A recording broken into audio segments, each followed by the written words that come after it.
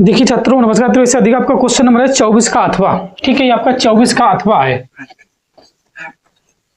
अथवा आपसे कहा, देखिए छात्रों आपसे कहा एक 15 मीटर ऊंचे मकान के शिखर से एक टावर के शिखर का अनुदैर्घ्य जगह 30 अंश है। ठीक है, 30 अंश है।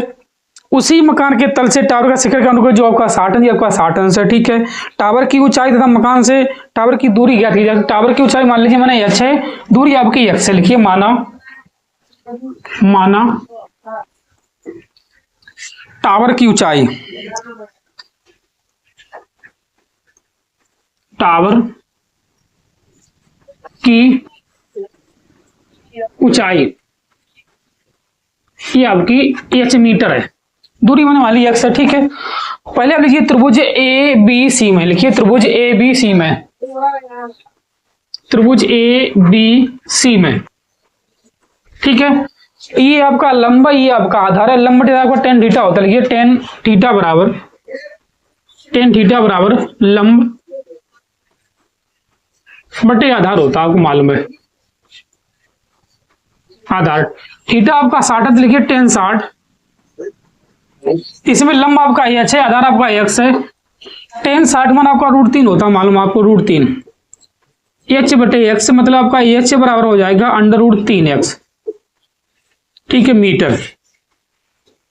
अब लीजिए आप त्रिभुज DEC में, त्रिभुज DEC में लिखिए त्रिभुज DEC में पुनः आप लिखिए लंब बटे आधार आपका टेन थीटा होगा। ये h माइनस 15 आपका लंब है, आधार आपका x ही है। इसमें लिखिए टेन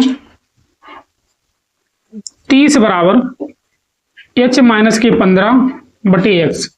टेन 30 मान आपका √3 होता है, 1 बटे √3। h माइनस के 15 बटे x। h का मान आपको दिया कितना, √3x है, आप रख दीजिए। देखिए छात्रों x के यहाँ पे √3x माइनस के 15 बटे x।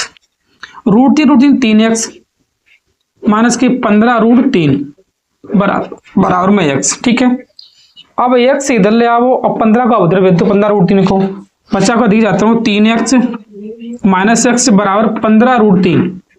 2x बराबर 15 √3।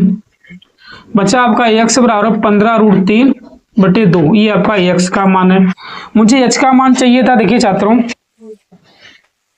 मुझे h का मान चाहिए। देखिए छात्रों h बराबर √3x है। x मान आपका आया, देखिए छात्रों 15 √3 बटे 3 2 √3 तो 15 3 45 बटे 2 मीटर। ये आपकी मीनार की ऊंचाई होगी इस भवन की। ठीक है, इसे आप नोट करिए। 24 क्वेश्चन नंबर 24 का आपका आंसर दे लीजिए। ठीक है, 45 बटे 2 मीटर। अब इससे आगे छात्रों क्वेश्चन नंबर आपका है इससे आगे 25। ठीक है, पहले आप इसे नोट करिए। क्वेश्चन नंबर 25 देखिए। चलिए छात्रों इससे आगे देखिए आपका क्वेश्चन नंबर है 25। ये आपका 25 है। 25 में आपसे कहा एक ठोस जो धातु के बेलन के दोनों सिरे अर्धगोलाकार है। ये आपके पास कोई ठोस है, ये आपका अर्धगोला, ये आपका अर्धगोला, ये बेलन का आकार का। ठीक है, इसकी संपूर्ण ऊंचाई आपको 19 सेंटीमीटर, ये संपूर्ण ऊंचाई आपकी हैंड से लगी है तो आपको 19 सेंटीमीटर है। ठीक है, तथा बेलनाकार का व्यास 7 सेंटीमीटर। अगर व्यास या 7 सेंटीमीटर जाए इसकी आधी होगी 3.5 त्रिज्या आपकी आधी होगी। ठीक है, इस ठोस का भार ज्ञात कीजिए। यदि 1 सेंटीमीटर क्यूब धातु का भार जो है 4.5 ग्राम है। देखिए छात्रों ये आपकी संपूर्ण ऊंचाई 19 सेंटीमीटर है, तो बेलनाकार भाग की ऊंचाई आपको हो जाएगी 12 सेंटीमीटर, क्योंकि 3.5 और 3.5 आप जोड़ के 19 में से आप घटा दो, आपकी 12 सेंटीमीटर बची। ठीक है, हमें पहले इसका आयतन चाहिए। आपके क्या एक ठोस है, ठोस कैसा है, एक आपका बेलन है, 2 आपके अर्धगोले हैं। तो इसका आयतन नहीं करें तो एक बेलन का आयतन, 2 अर्धगोलों का आयतन। ठीक है, पहले इसका आयतन आप निकाल लो। जो आपके पास आयतन है उसी हम 4.5 का गुणा कर देंगे। ठीक है, और मुझे भार पूछा है तो उसे 1000 का आप भाग कर दिया, आपके पास भार आ जाए। ठीक है, पहले से आप लिखिए माना का शंकु बेलन बा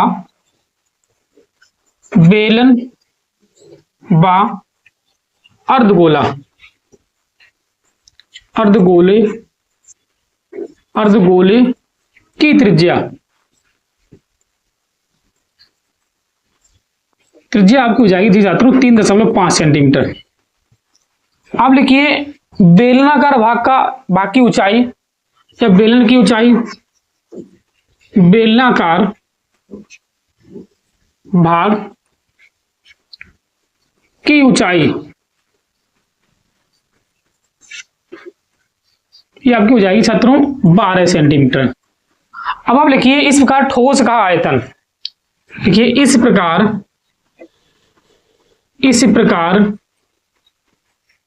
बने ठोस का आयतन, ठोस का आयतन, इसमें आपके क्या शामिल है, देखिए छात्रों आयतन B बराबर 2 आपके अर्धगोला शामिल है 2/3 पाई आर क्यू प्लस एक आपका बेलन शामिल है पाई आर स्क्वायर एच। ठीक है, अब देखिए छात्रों ये आपका हो जाएगा 2/4/3 पाई जहाँ पे 22/7 रखिए, आर का क्यू मतलब 3.5 गुणे 3.5 फिर गुणे 3.5 लिखिए प्लस 22/7 फिर लिखिए आप 3.5 एच आपकी 12 है। आप भाग करिए देखिए छात्रों 7×35 0.5, यहाँ भी 7×35 0.5। तब देखिए छात्रों 4 गुणे 22×5 आपके पास खाली 11 है बच्चे, 3.5 गुणे 3.5 प्लस 22×5 मतलब 11 है, फिर 3.5 गुणे 12। ठीक है, 11×4 = 44 गुणे 3.5 और फिर गुणे 3.5 प्लस इसका 11 गुणे 3.5 गुणे 12। आप इसका गुणा करिए देखिए छात्रों आपको आएगा 641.5 सेंटीमीटर क्यों आएगा, आप इसका गुणा करिए। ठीक है, 641.5 सेंटीमीटर क्यों आएगा। ठीक है, अब आप इसी में गुणा करिए देखिए छात्रों तो भार देखिए छात्रों 641.5 गुणा करिए 4.5 का, क्यों आपसे कहा 1 सेंटीमीटर क्यों बराबर 4.5 सेंटीमीटर है, आपसे कहा है क्या कहा कि 1 सेंटीमीटर क्यूब बराबर 4.5 है।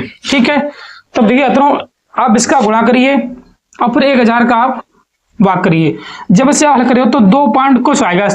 ठीक है भाई आपका आंसर होगा इसका। ठीक है, इसे आप नोट करिए। इससे क्वेश्चन नंबर 25 का आप अथवा देखिए, पहले इसे आप नोट करिए फिर 25 का आप अथवा देखिए। ठीक है, ये तो 25 का अथवा के लिए 25 का अथवा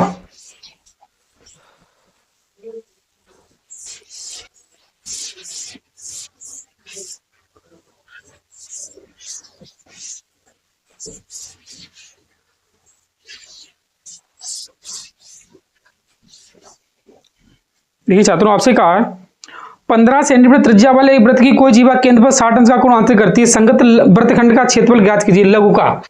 क्वेश्चन नंबर 25 का आपका अथवा आइए, अथवा कोई आपका वृत्त है, देखिए छात्रों वृत्त है, ये आपका वृत्त है।